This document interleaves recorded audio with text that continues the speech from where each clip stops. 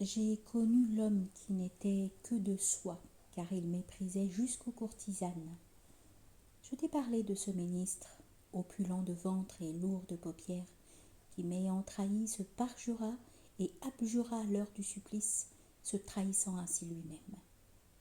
Et comment n'eût-il pas trahi et l'un et l'autre?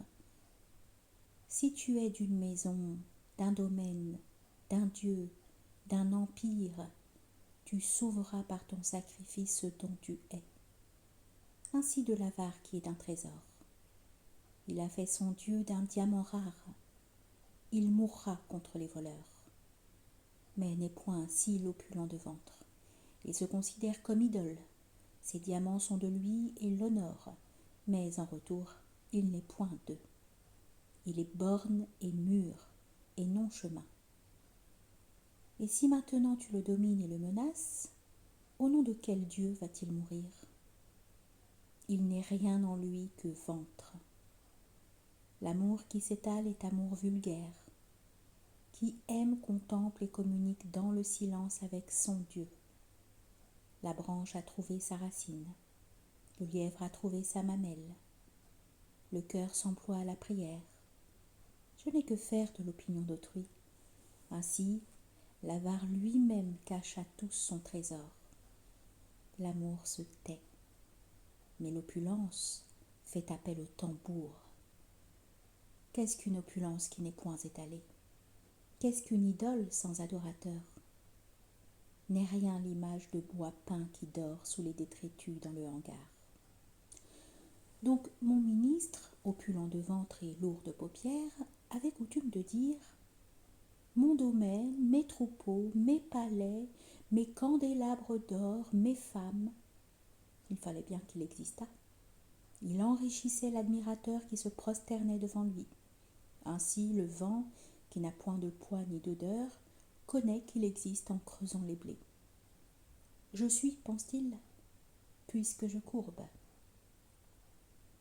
Ainsi non seulement mon ministre goûtait-il l'admiration, mais il goûtait tout aussi bien la haine. Elle lui montait aux narines comme une preuve de soi. Je suis puisque je fais crier. C'est pourquoi il passait sur le ventre du peuple comme un char.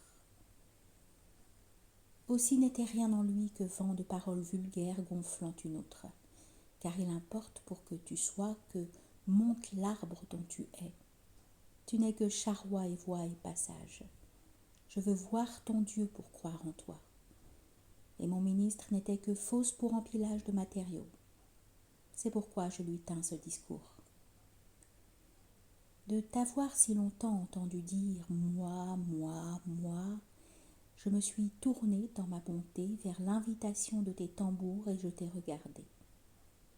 Je n'ai rien vu qu'un entrepôt de marchandises.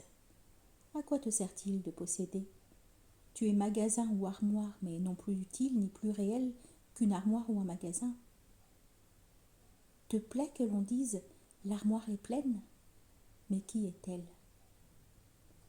Si je te fais trancher la tête pour me distraire de ta grimace, y aura-t-il de changé dans l'empire?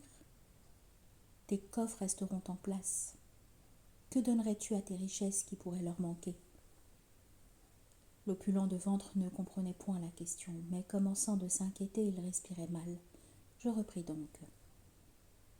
Ne crois point que je m'inquiète au nom d'une justice difficile à fixer.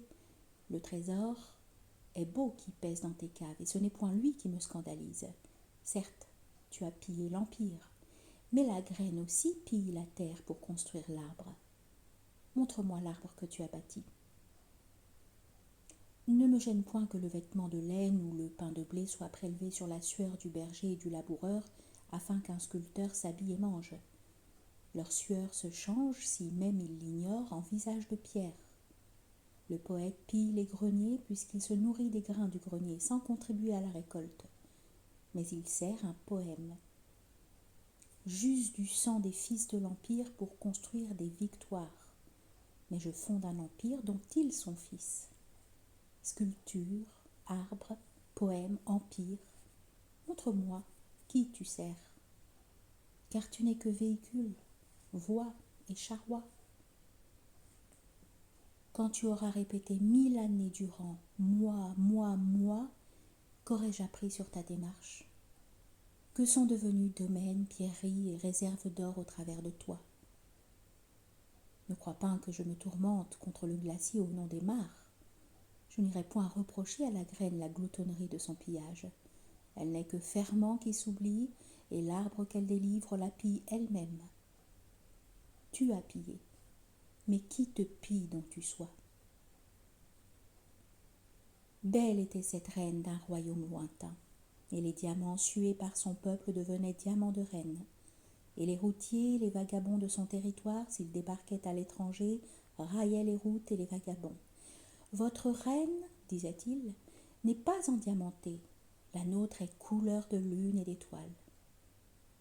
Mais voici que tes perles, tes diamants et tes domaines se nouent en toi pour ne rien célébrer que l'opulence d'un ventre lourd. De ces matériaux épars, tu construis un temple qui est vulgaire et n'augmente point les matériaux. Tu es le nœud de leur diversité et ce nœud les dessert. La perle qui orne ton doigt est moins belle que simple promesse de la mer. Je romprai le nœud qui me scandalise et ferai de ton édifice litière et fumier pour d'autres arbres. Et de toi, que ferai-je? Que ferai-je de la semence d'arbre à travers laquelle la terre enlaidit comme la chair à travers l'abcès? Cependant, je souhaitais que l'on ne confondît point avec une maigre justice la haute justice que je servais.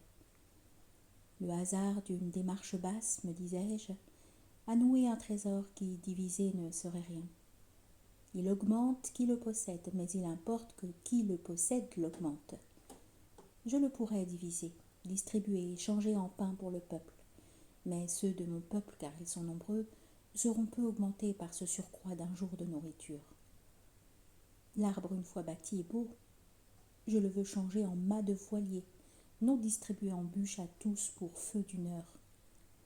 Car peu les augmentera, une heure de feu, mais pleinement les embellira tout le lancer à la mer d'un navire.